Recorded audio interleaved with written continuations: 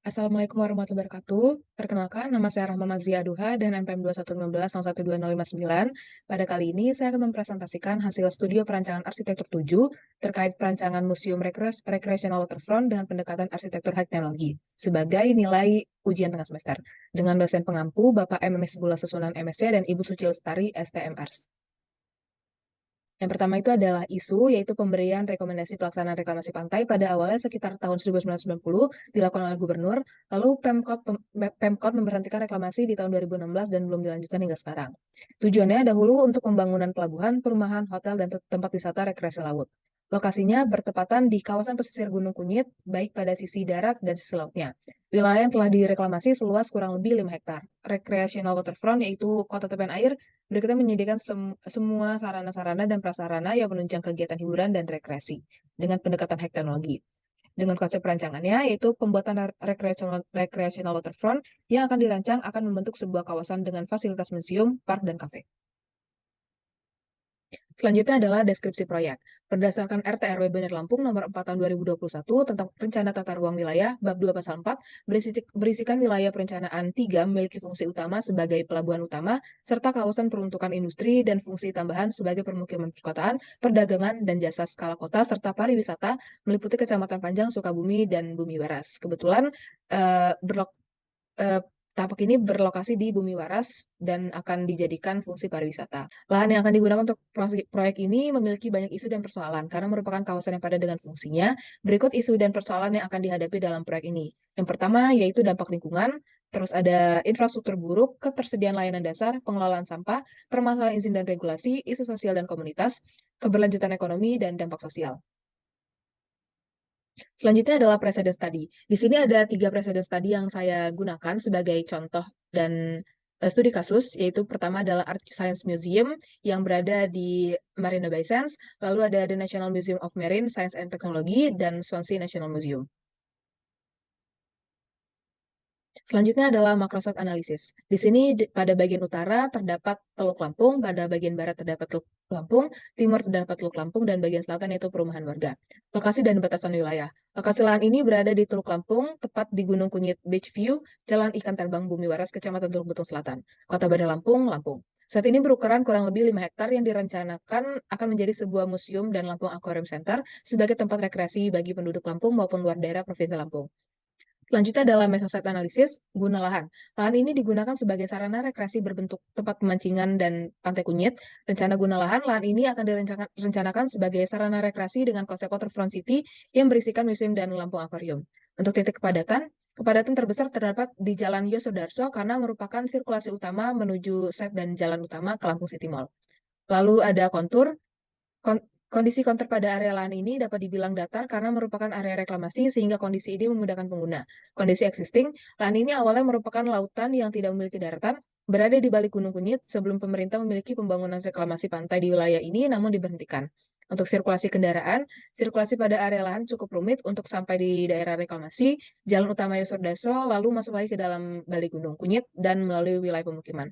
Untuk pencahayaan buatan, terdapat sedikit lampu penerangan yang kurang memadai untuk mengarah ke site. Pencahayaan hanya diberikan oleh wilayah pemukiman yang berada di sekitar site. Di sini juga terdapat microsite analisis, ada lingkungan, ukuran dan wilayah, lalu ada keistimewaan alami dan buatan, terdapat kondisi tapak drainase serta tanggapannya, pepohonan, keistimewaan buatan, sirkulasi pejalan kaki, dan sirkulasi kendaraan. Di sini juga ada panca indera, manusia, budaya, dan utilitas. Untuk pemandangan dari tapak itu di bagian timur, barat, dan selatan itu positif, sedangkan di bagian utara negatif karena dapat melihat rumah warga dan jalan yang kurang baik. Lalu di sini ada pemandangan dari tapak, pemandangan melalui tapak, kebisingan yang tidak terlalu bising karena berada di bagian belakang dari sebuah kawasan.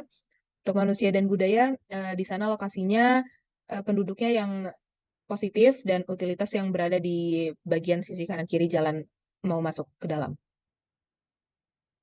Lalu di sini ada iklim, angin yang dari bawah naik ke utara, lalu curah hujan, dan lintasan matahari. Untuk konseptual desain di sini berlokasikan di Sumatera, Lampung, Bumi Waras. Area reklamasi ini memiliki bangunan utama yaitu museum yang mengangkat ilmu terkait kelautan dan sejarah laut di sana. Untuk mencapai tujuan komersial pada perancangan ini ditambahkan fasilitas park atau taman di bagian selatan menghadap pantai dan kafe di sekitarnya, sehingga menjadi daya tarik lebih untuk perancangan. Untuk fasilitas di sini ada museum, park, kafe, dan akses penyandang disabilitas.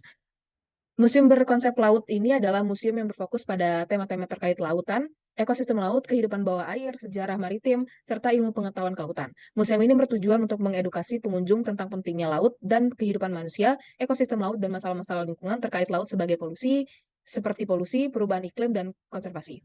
Museum berkonsep laut bertujuan untuk meningkatkan pemahaman dan apresiasi terhadap lautan dan ekosistemnya, mempromosikan penelitian kelautan dan ilmu pengetahuan terkait, menginspirasi kesadaran dan tindakan terhadap isu-isu lingkungan laut seperti polusi, perubahan iklim, dan pelestarian keanekaragaman hayati laut. Untuk konsep perancangan, desain bangunan museum menggunakan pendekatan high teknologi. Konsep ini menonjolkan elemen-elemen struktur yang canggih dan inovatif seperti penggunaan bahan ringan, bajetan karat, kaca, dan polimer berteknologi tinggi yang transparan, memungkinkan pencahayaan alami dan memberikan kesan futuristik. Di sini ada SWLT, yaitu strength-nya, lokasi yang dapat menjadi ikon kota, ketersediaan lahan yang cukup luas, akses yang mudah dijangkau pengendara dan pedestrian, weakness-nya lokasi yang jauh dari jalan utama, lokasi yang rawan bencana alam seperti tsunami dan lainnya, daerah yang terbelakang dan kurang baik, opportunity, potensi pasar besar dengan jumlah penduduk usia produktif, luas site yang mencukupi untuk infrastruktur pembangunan, dan potensial untuk pengembangan dan pembangunan. Untuk threat-nya, dampak lingkungan jangka panjang di daerah reklamasi, perubahan iklim dan naiknya air laut ke daratan, serta konflik antara masyarakat terkait pembangunan. Di sini terdapat fungsi utama, yaitu museum berada di bagian tengah, ada park yang menjuntang di bagian selatan bawah dan kafe di sekitarnya, serta ada parking area di bagian kiri. Selanjutnya adalah prinsip high teknologi.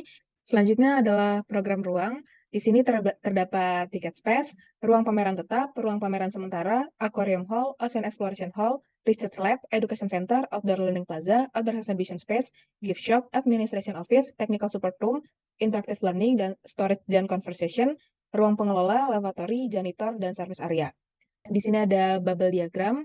Pada bagian bawah itu di bagian utara terdapat entrance, lalu ada security, ruang pengelola, storage, lalu ada ke atas yaitu ada drop off, di sebelahnya ada parking, gift shop, tiket counter. Terdapat juga ruang pameran tetap, multipurpose hall yang dijadikan ruang pameran sementara, lalu ada aquarium hall, ocean exploration hall, research lab, dan edu center. Pada bagian kiri ada janitor, lavatory, dan utilitas. Untuk alur kegiatan, yang pertama yaitu datang, lalu drop off, lalu ke lobby, atau datang, lalu parkir, lalu ke lobby, membeli tiket, briefing untuk kelompok, membeli tiket, lalu searching keamanan, menikmati museum, istirahat atau makan, berbelanja, pulang, lalu kembali lagi ke parkir.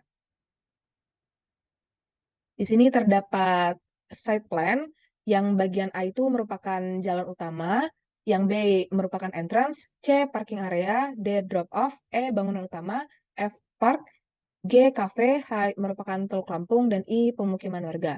Untuk panah yang berwarna biru merupakan sirkulasi jalan, dan panah yang berwarna merah merupakan sirkulasi drop off. Jadi pada bagian yang panah biru, dia masuk ke area sini, lalu ke area parkir, lalu masuk di entrance sebelah sini, di bagian kiri. Untuk alur drop off, dia di bagian kanan, lalu di sini terdapat putaran yang melewati sebuah taman, lalu masuk lewat entrance di bagian kanan atas.